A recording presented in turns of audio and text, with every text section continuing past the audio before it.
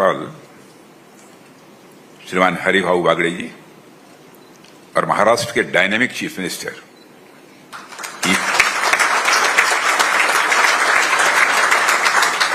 Imaginary chief minister Shri Devendra ji Fadnavis, Bhagwat ji Karad, यहाँ के सांसद अतुल स्वामी जी, मंत्री जय कुमार जी रावल, अर्पित सावे और यहाँ मौजूद हमारे इंडस्ट्रीज के मित्रों। मुझे यह जानकारी नहीं थी कि यहाँ प्रेजेंटेशन होगा और यह सब सारी चीजें होगी। मैं समझता था कि कुछ इंडस्ट्रियलिस्ट जो यहाँ काम करते हैं वो मिलेंगे और डिफेंस से रिलेटेड कोई प्रॉब्लम होगी वो हमारे सामने रखना चाहते हैं और शायद उसका मुझे कुछ समाधान करना है।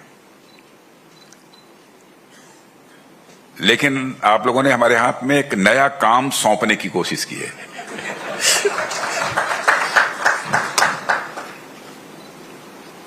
लेकिन सचमुच आप लोगों की जो हैंकरिंग है कुछ कर गुजरने की, मैं उसका स्वागत करता हूं, उसका मैं अभिनंदन करता हूं।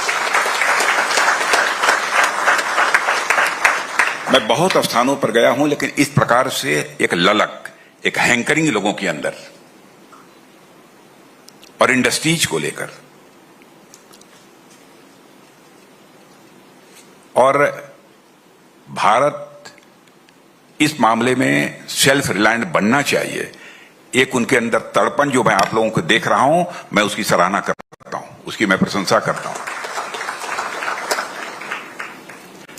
अब आपके यहां पूरी तरह से मैच्योर्ड इंडस्ट्रियल इकोसिस्टम है लेकिन मैच्योर्ड डिफेंस इकोसिस्टम नहीं है।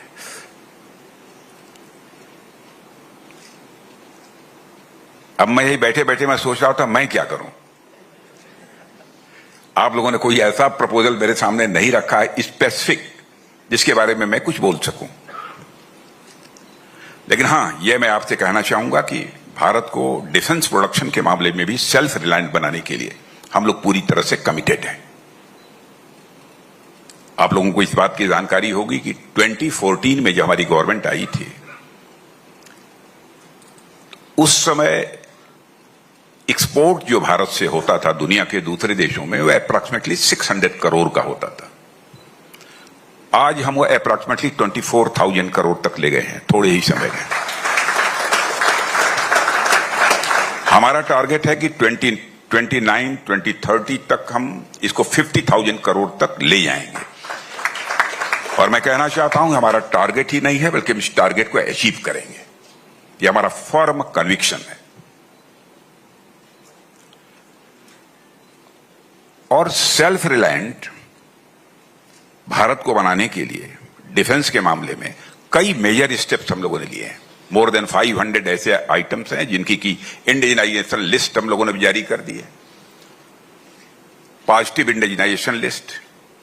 पॉजिटिव इंडिजिनाइजेशन लिस्ट का मतलब यह होता है कि चाहे जो कुछ भी हो, यह सब सारे आइटम्स भारत में ही बनेंगे, भारत की धरती पर बनेंगे, भारतवासियों के हाथों से बनेंगे। हम दुनिया किसी दूसरे देश से इसे इंपोर्ट नहीं करेंगे। और वैसे ही लगभग मोर देन 5,000 ऐसे आइटम्स हैं एलारूस जिनके बारे में भी हम लोगों ने बिल्कुल संकल्प ले रखा है कि हम उसको भारत में ही बनाएंगे, भारतवासियों के हाथों से बनाएंगे। हम उसको किसी भी सूरत में इंपोर्ट नहीं करेंगे। डिफेंस के मामले में भारत पूरी तरह से सेल्फ रिलायंट बन जाए, यह हम लोगों की कोशिश है।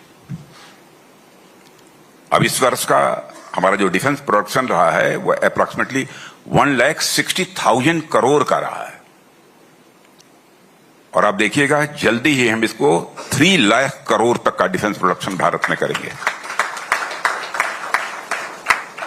हां, अब जहां तक संभाजी नगर का प्रश्न है, एकाएक मैं कुछ कह पाने की स्थिति में नहीं हूं। मैं जानता हूं कि जब पॉलिटिशियंस किसी भी मंच पर खड़े होते हैं बोलने के लिए तो तरह तरह के एश्योरेंसेस, तरह तरह के आश्वासन लोगों को देते हैं और यह सिलसिला आज से नहीं लंबे समय से चला आ रहा है।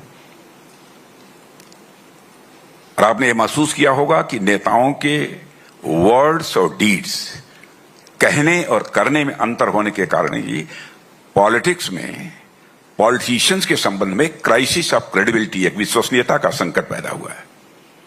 लेकिन हम लोग, हमारी गवर्नमेंट इस विश्वसनीयता के संकट यानी क्राइसिस ऑफ क्रेडिबिलिटी को एक चैलेंज के रूप में स्वीकार करती है। हम जो कहेंगे वो करेंगे।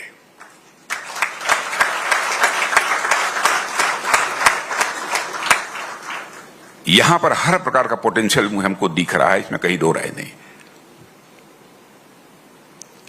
इतना ही मैं केवल आश्वासन इस समय दे सकता हूं, आप क्या करना चाहते हैं, कैसे करना चाहते हैं, इसके बारे में आपका डेलीगेशन दिल्ली आए। हम अपने जितने भी ऑफिशियल्स हैं उनको आपके साथ बैठाएंगे और आइए तो कुछ कॉन्क्रीट प्रपोजल लेकर आइए। अब हम देखेंगे उसमें कि क्या कर सकते हैं, कितना कर सकते हैं।